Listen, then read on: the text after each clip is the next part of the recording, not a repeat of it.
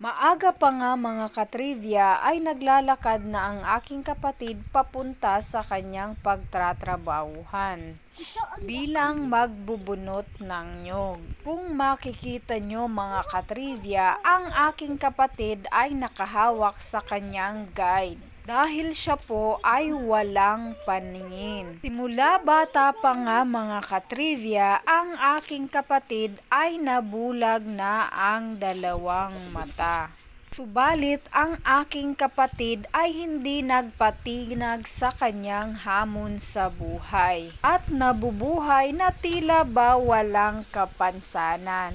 Kung mapapansin nyo mga katrivia, siya ay nakayapak lamang upang sa ganon lahat na kanyang madadaanan ay matatandaan niya kapag siya ay nag-iisa na lamang. Ginagamit rin niya mga katrivia ang kanyang kamay upang malaman niya ang mga bagay na kanyang mahahawakan. Isa rin ito sa mga paraan upang matandaan niya ang mga kanyang dadaanan. Kaya naman ang aking kapatid ay nakakabalik muli sa kanyang pinagtatrabahuhan kahit siya ay nag-iisa lamang. Isa rin sa mga kayang gawin ng aking kapatid mga katrivia ay ang pag-akyat nga ng mga punong kahoy.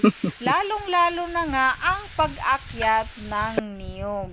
Dahil sa ito na rin ang kanyang nakalakihan at naging hanap buhay.